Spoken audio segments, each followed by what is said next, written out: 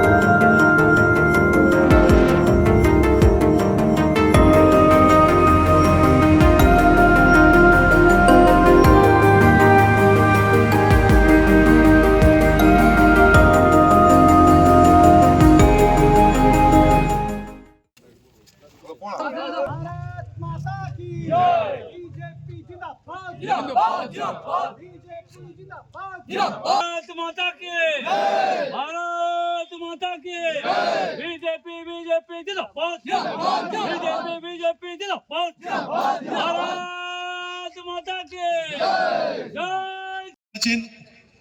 আমাদের কনভেনার ভাই রূপক আছে, কো কনভেনার আমাদের বন্ধন দা আছেন, মন্ডল সভাপতিরা আছে, প্রাক্তন মন্ডল সহ আছে, বিভিন্ন মোর্চার নেতৃবৃন্দ আছেন, এসটি মোর্চা জেলা সভাপতি আছেন।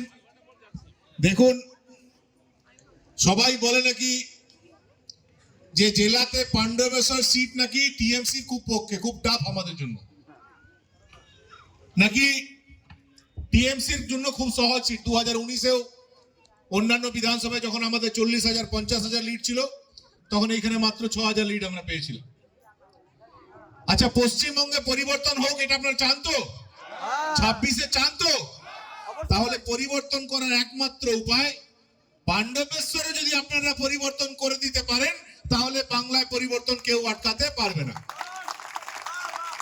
তাহলে জেলা সভাপতি যে দায়িত্ব দিতে এসছেন, যে টাফ কাজটা আপনাদের দিতে এসছেন, সেটাই আপনারা হাসি মুখে স্বীকার করুন এবং আজ থেকে আমরা নেমে পড়ি।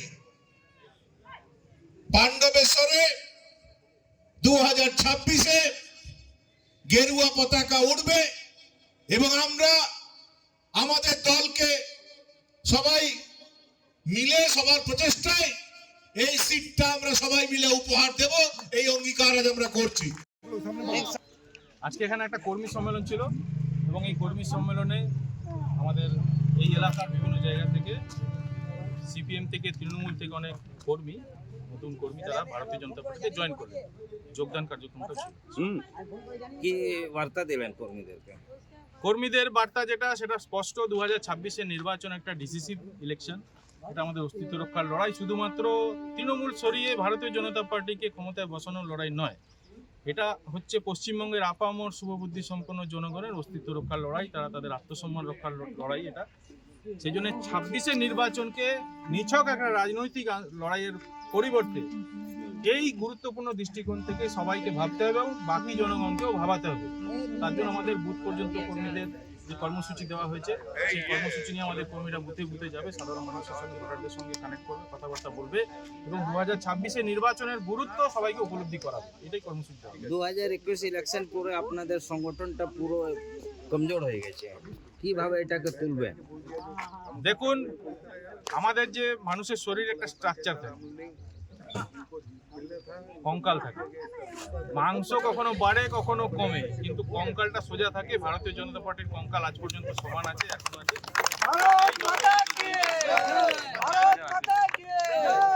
আমাদের যে সংগঠন আছে তার স্ট্রাকচার 100% যেমন ছিল সেরকম আছে।